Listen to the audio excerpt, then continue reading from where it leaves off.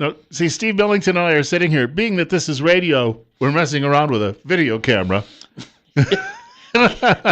We have to get the video camera set up so that I can be seen when you go to the internet feed. Yeah, we put up the video and the like of the conversation. It's 8:33. Bill Colley with you as well on News Radio 1310 KLIX and newsradio1310.com. 32. It was 33 now. It just this temperature this morning is amazing. It just flip flops back and forth. We should point out that the chairman of the Twin Falls County Republican Party is used to driving in snow.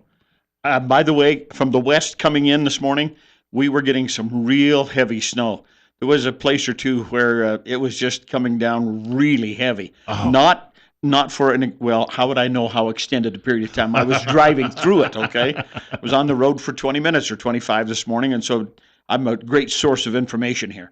But there was a place or two where it was really heavy, and I thought to myself, wow, this is I hope we see some 45-degree temperatures in the next day or two. Otherwise, Well, having been an observer of election days for a long, long time, weather like this can depress the turnout. It really does. This kind of weather pattern is going to change people's activity plans for the day. And whereas they may have said, well, I'll do this and vote, they may say, I'm not going to do any of that, and maybe I won't vote at all. And so that's I'm not sure what the forecast calls for the remainder of the day, but this is going to change a few plans because this is an unusual thing. I was going to say I've seen some election days where temperatures were 70, 75 degrees and, great turnouts, and people don't mind standing out in a long line when it's warm. Right. But you throw a little snow into the mix or a heavy cold rain, not that on a local election you don't generally have to stand in a long line, but this really benefits the people who can bring out their core supporters. The hardcore is the word that I was going to use. The hardcore voters, supporters, those who have a real invested cause are going to vote regardless. The people who may or may not, or maybe I won't go this year, or it's not that big a deal, or I don't know what they may just curl up with a blanket and stay home. A lot of these elections going on today, well, generally the municipal elections are nonpartisan, so people don't talk much about their party registration. On the other hand, it is Idaho, and the majority of the people running are Republicans. And as Greg Lanning said a couple of weeks ago, it's more like a primary than an election. It kind of feels that way. Now, one of the things that I think about, especially local politics elections, I am really interested to see how this all shucks down. It is fascinating to me that we have so many challengers on the ballots at the local level.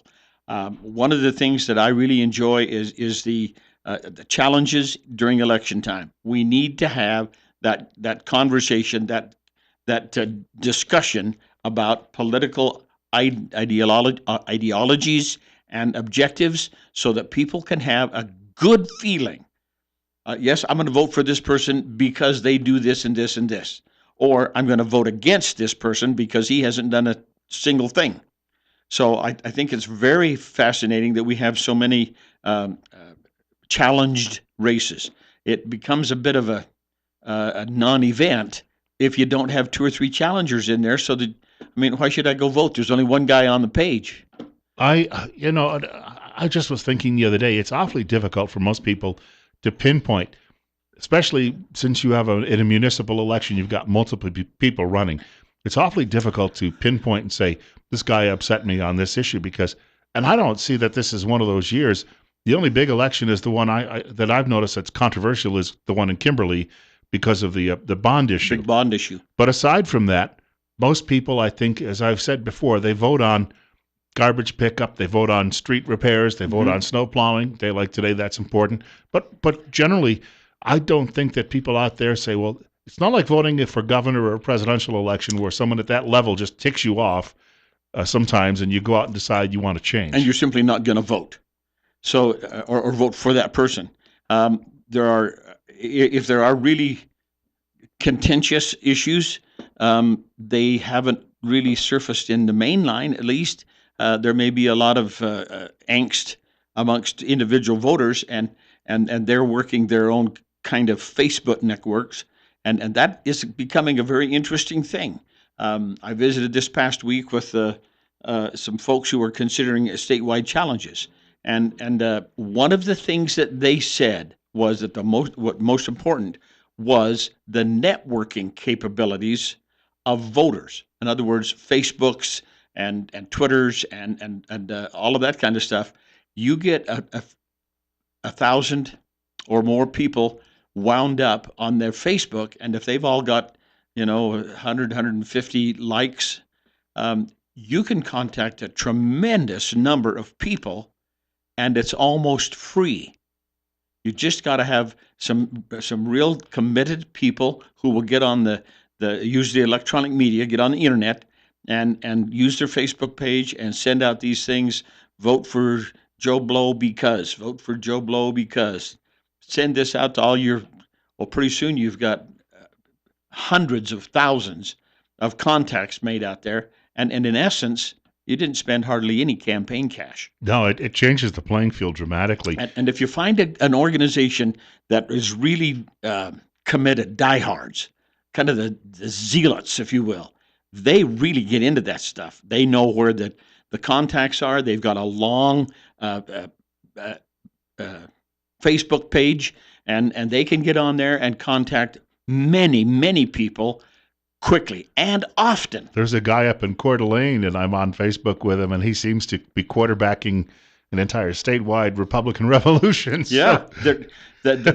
One of the things when I guess we're getting ready for it. Yeah, hold that thought for a moment. We gotta pay the bills. More with Steve Millington coming up on Top Story with Bill Colley in just a few minutes on News Radio 1310 KLIX. As Steve Millington was mentioning just before we went to the break, he was talking about how the internet has been, especially some of the social media, has been a big leveler, and people who don't necessarily have stacks of money in politics can now get a message out and bypass a lot of traditional media. It's 8:44, 32. Also, Bill Colley with you on Top Story this morning on News Radio 1310 KLIX and newsradio1310.com. I would imagine that there were probably politicians out there who are actually could put on seminars about how to use all of this with Facebook and Twitter and everything else. I'm not sure the politicians do that, but I'm sure there are advisors or consultants who will do exactly that. Here's how you put together the social media aspect.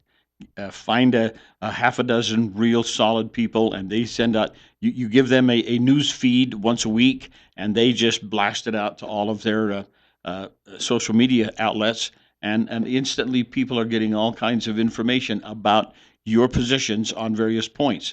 And you didn't spend any, well, you might spend, you didn't spend hardly any financial capital to get it done. You're spending a lot of human capital, but very little financial capital. What I found interesting, too, when the candidates who were coming in here to talk to me on the air over the last few weeks represented 2 or 3 different generations, but all of them are astute now when it comes to something like Facebook, and they all have that. Some of them, I don't know that in a city election you're going to develop a great big website dedicated to that, but they all have that Facebook presence, which is just, it's much cheaper.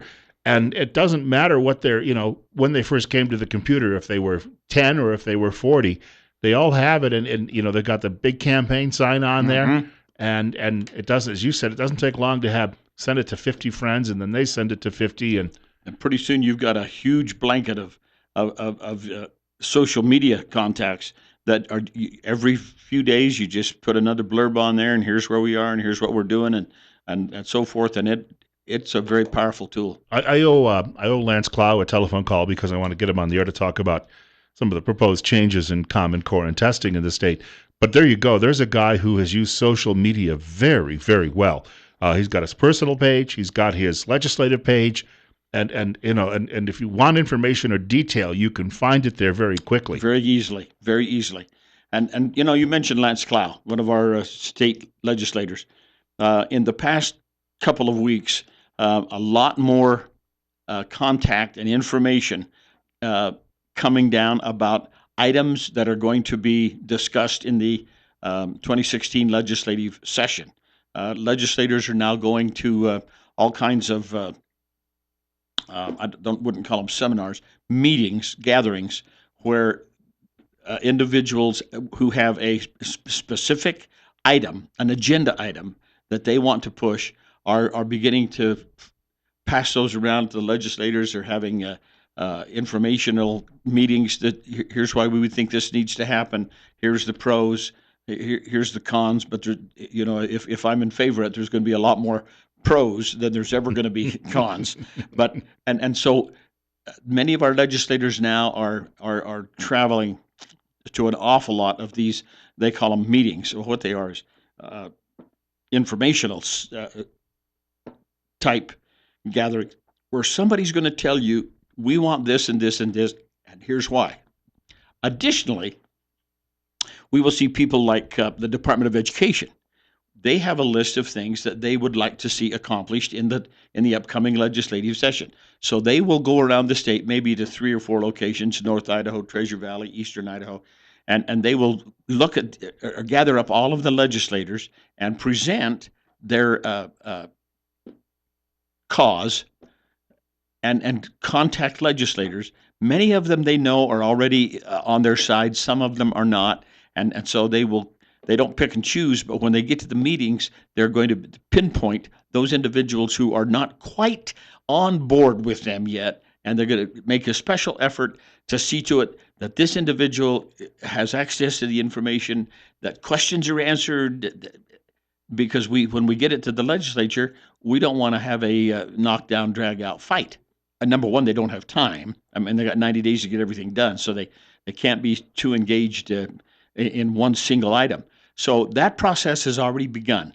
I know that continuing educational reforms is one of the items on the calendar.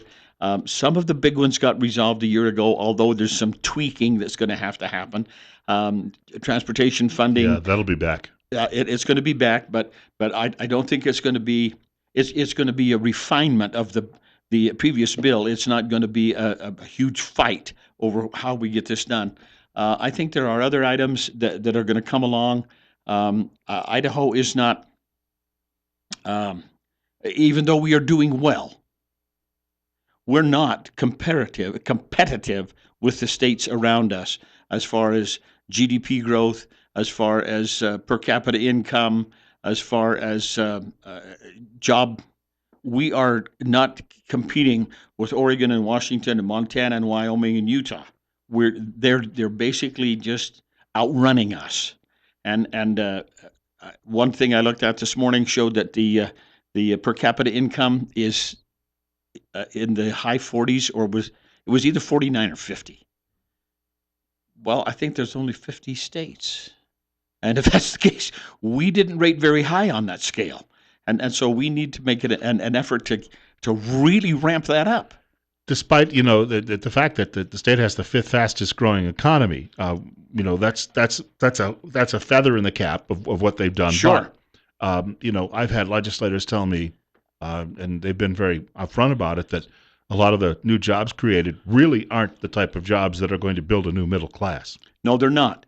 And that's one of the difficulties. And I have a statement that I use often, and it says, play to your strength. And in other words, if you're a football team and passing is your strength, then pass. Now, you got to have a run game so that you can keep everybody honest once in a while, but make sure you know how to pass. And if your strength happens to be a solid killer defense, then play defense. But never mind going around dancing in the end zone. So in Idaho, we have to play to our strengths.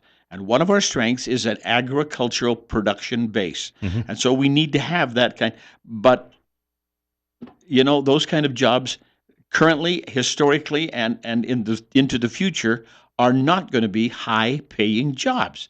They're going to be sustenance jobs, $15 to $20 an hour, and in a lot of ways, that's not a bad job. But it's also not Mercedes-Benz and yachts either. 8:51. Steve Millington, our guest. He's the chairman of the Twin Falls County Republican Party. 31. Okay, we're below freezing now this morning. It just keeps coming down. By the way, coming in this morning, I drove through some snow that was really thick and really heavy out a little bit west. And I thought to myself, wow, if this hangs around for a couple, 3 hours, we're going to really have some snowfall. Replenishing the water table the last couple of days. We need to. Speaking of water, because some parts of the state are very dry and traditionally are very dry, but we have this great big river that just like a great big button hook runs from down around the bottom of the state here and then curves back to the north as it heads west. We talked a little bit about the fact that we need jobs that pay a little bit better. Maxine Bell was the one who was telling me when she was in studio one day that we do need to have some sort of heavier manufacturing or high tech industry to sort of bring these wages up. You may not be able to do that in the middle of the desert, but if you're next to a river, on the other hand, water is a great thing to have when it comes to these chip manufacturing and things like that. So maybe you need to target that job growth along the river as you sweep through the, as I say, like a big fish hook around the state. We do. You look at the demographics of Idaho, and it starts over in the eastern edge in the, let's call it the Idaho Falls area, and that would be what we used to refer to as the Upper Snake River Basin. So you take the Idaho Falls area, and as it sweeps down, you got Pocatello behind that, and then you got all of the Magic Valley down here, and you have the Treasure Valley, Boise, Nampa, Caldwell, over on the west side of Idaho. The other big, huge area is the Coeur d'Alene area up north, and they have oodles and gobs of water. The places where we have the most difficulty are the places where we have the least amount of water. Mm-hmm. Now, this is not a problem for Massachusetts or Maryland or New Jersey or Virginia, because the rainfall is everywhere, huge all the time. They sometimes have too much water, but they have plenty of water nearly everywhere. We do not have that luxury in Idaho. We are, in fact, a mountainous desert. We have been blessed with some streams and rivers that feed our lifeblood, and it's critical that we keep that and use that to our best advantage. Now, there is an argument going on. It kind of originated over in the Treasure Valley area, and there's a canal company over there that is fighting. And the Department of Water Resources is making some regulations regarding the release of floodwaters. And if you're an irrigator and they release water because of flood control issues, then you have to pay for the water that was released for flood control issues, even though you didn't get it, didn't use it, and can't. And so there's a fight going on. And that's just indicative of the battle that we face in Idaho concerning water, because we never have enough of it. And it's not going to go away. It's going to be, in fact, it's going to become more critical in about four prominent areas. One is going to be the Treasure Valley area. Another area that's going to be battered by that, and that's going to be the Twin Falls, Jerome Burley area. I wouldn't say all of the Magic Valley, because it's going to be more prominent in the, quote, larger city areas. It's also going to be a battle over in eastern Idaho, the Idaho Falls, Blackfoot, Pocatello corridor. Who has the water? Where are we going to get it? How do the cities get access to that water? How do we find enough water to sustain a more commercial industrial development? And if we do that, are we going to be taking the water away from agriculture, from farmers? And how do we reconcile that need?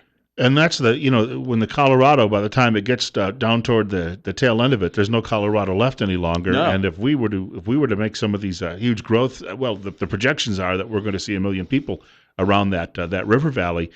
If that happens, it may not make it to the Columbia. I mean, you may have just a dry patch by the time you get to where that intersection usually takes place. Well, I doubt that it'll be quite that bad, Bill. But and that's one of the issues. They're always saying we have to destroy all of these dams to save the salmon. I think a longer perspective, looking at that, would say, wait a minute, that may or may not be the case. But more importantly than that, if we take out a dam of any kind, what are we going to do to the human element of water usage? Because once it gets past you, it does not come back. If you don't use it when you can get it, it doesn't come back. You can't put the thing in reverse and bring it all. It doesn't happen that way. So we have to have a more comprehensive plan to make sure that we can accumulate the water and use it effectively, because once it's gone, it's gone. Got about a minute and a half to go here. We'll squeeze a caller in with us. It's 8:56 and 32 degrees, and you're on the air with Steve Millington. Yes, you know what happens even in California and Oregon when the people and things are starting to get really hairy and they don't have enough water storage, things start to change and they start talking about building dams, and then they're talking about building dams in Oregon and then increasing the height of existing reservoirs in California. Now, every time it rains, you know, God bless, however it is, then they put it back on the back burner. But you see, these things are not going to go away. And breaching a dam that helps us to move goods and services up to Lewiston is insanity. And then, of course, every one of these dams is creating clean energy. Clean energy. Yeah.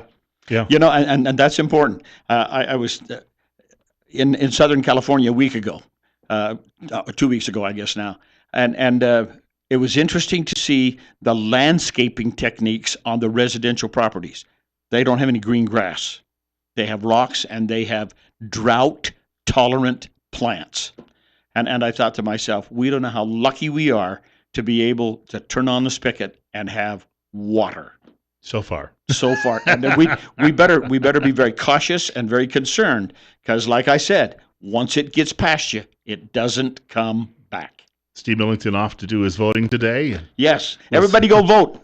Forget the snow and the bad weather. Get out there and vote. Get out the snowshoes. It's 8:58. Coming up on 8:59. We'll see Steve again next week. We're back to 34. Don't know if it'll stay there very long, but 9 o'clock news is straight ahead. Also, columnist Matt Towery joins us just after the 9 o'clock news.